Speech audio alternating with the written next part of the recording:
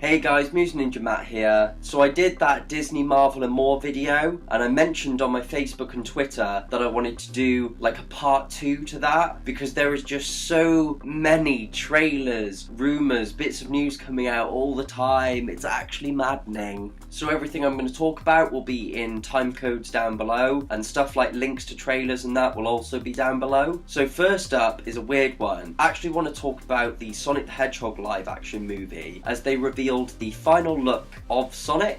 At first it was a bit jarring, but the more you look at it, it's not that bad. It's a decent enough interpretation of what Sonic would look like in real life. But then I see what they're doing with like Detective Pikachu and the way the Pokemon look, and I'm like, you should have done something more similar to that. We had a new Shazam trailer that came out, and I really liked it. It showed just how fun and light-hearted this film is going to be. It's a great concept. It's a kid who is bestowed with a silly amount of power. He's got a great superhero moveset, and I like it because even just his appearance as Shazam, he looks like an adult. So the first thing he does, he goes and buys beer. Of course that's what a kid would do. The music as well, really good in the trailer. It's set for an April 5th release. I'm really excited because Mark Strong is the villain, and Mark Strong just plays good villains. We get some references to the DC universe in really weird ways, like he throws a Batman toy and he's like, yeah, go get him, Batman. And I swear originally this film wasn't meant to be connected to the DCEU. It was meant to be its own thing, but it appears to be connected now. And we get jokes which are just poking fun at superheroes in general. They're like, can you leap a building in a single bound? And he tries and smacks into the building, so that's really fun. So I mentioned about live action Disney films in my last video like this, and I've actually got a list of planned Disney live action projects. Mulan, Maleficent 2, Cruella, Pinocchio, Hunchback of Notre Dame, Lilo and Stitch, Little Mermaid, Jungle Book 2, two different Snow White films, The Black Cauldron and Prince Charming, and on Disney Plus, Lady and the Tramp, Peter Pan and The Sword in the Stone. Now some of those do seem quite fun, but I still don't know how I feel about the idea of Disney taking these classics and just making them live action. They need to do something really special and different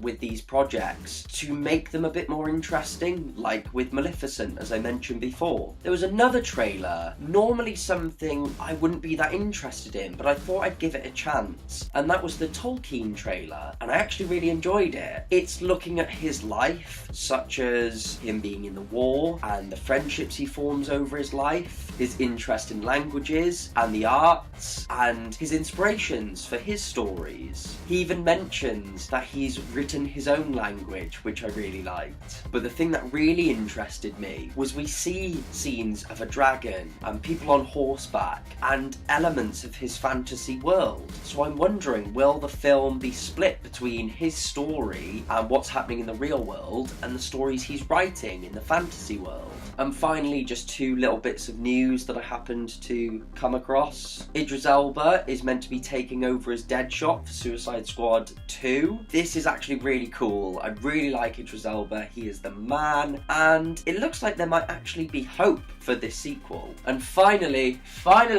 it has happened. Arrow is ending. It has been cancelled, apparently. It will end on season 8 with about 10 episodes. And the thing with Arrow is, I started watching it season 3 because it crossed over with The Flash. People tell me seasons 1 and 2 are the best, but from what I've seen of Arrow since then, I feel like it could have ended a few seasons ago. I'm just not a huge fan of the character of Oliver Queen and what they've done with him. It feels like they wanted to do a Batman show and couldn't, so they did this. But I can appreciate what Arrow's done. It put superheroes out there a bit more on TV, and it's brought us The Flash and Legends and Supergirl and many other shows under the Arrowverse umbrella. But I think with shows like this, it is important that they don't overstay their welcome and that they get a proper ending. So yeah, cancelled. Just like Jessica Jones and The Punisher were. I mean, that's it. Marvel Netflix officially all cancelled, and we can't actually see those characters for at least 2 years apparently. I don't even know if they're going to be on Disney Plus. Just need to see those stories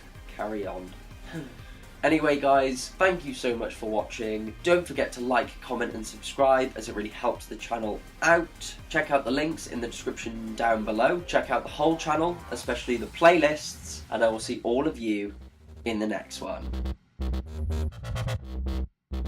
If there's any more news now, it can just sod off, really.